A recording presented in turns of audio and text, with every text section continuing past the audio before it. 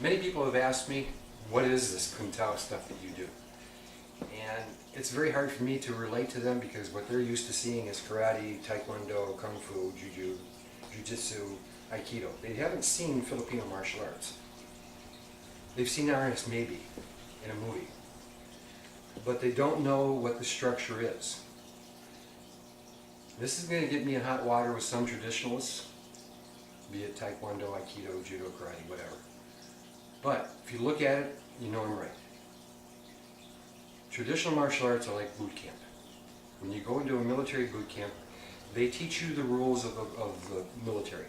Who's in the line of command, who is responsible for what, how to tie a knot, how to disassemble a rifle. But you spend weeks learning how to do right shoulder arms, left shoulder arms, present arms, parade rest, inspection arms. You learn how to march in formation. You learn how to turn and make different changes on a field. They spend weeks doing that. Now, being a military man, I would think that if I went into boot camp, I learned how to fire a rifle accurately, quickly, and how to find a foxhole or a tree or a rock to shoot from so that I'd be safe. Instead of putting me out there in ranks, holding my rifle like this and waiting for the people to shoot at us, and then trying to find a place to hide. That, in essence, is what Filipino martial arts is. We don't follow tradition.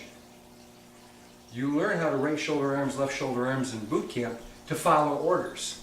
There are no rulers out in the street. Nobody's going to bark orders at you. And you're not going to line up in a battlefield carrying a rifle like this. It's going to be here, ready to be used at a moment's notice. Time would be better spent learning how to use your rifle quickly, how to load it quickly. Now, Filipino martial arts, we don't have formalities. It's not a locked stance and move forward in a group of people all at the same time. It is done individually. Student becomes a teacher to a student. A new student becomes a teacher to an older student because they may find something weak in his defenses. That student teaches that person. Now, which is better, a Corvette or a Cadillac? If you want to get someplace quickly, a Corvette's pretty good. But you can't carry 6 people. Cadillac can carry 6 people. Which is better, a dune buggy or a dragster?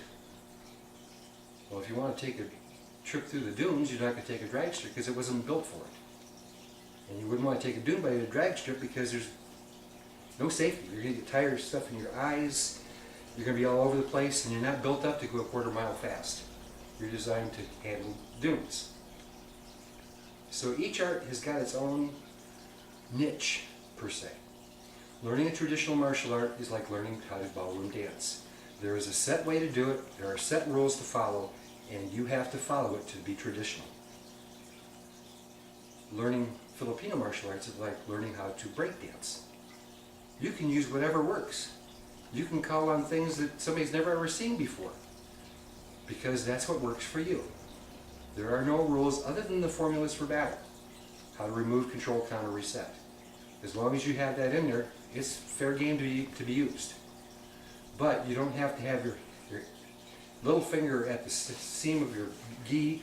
You don't have to have your stance 20 inches apart or shoulder width apart, 50, 20. That is not important. What is important is that you know how to block, you know how to defend, how to strike, and how to find targets. Learning how to pull your rifle and use it in battle quickly.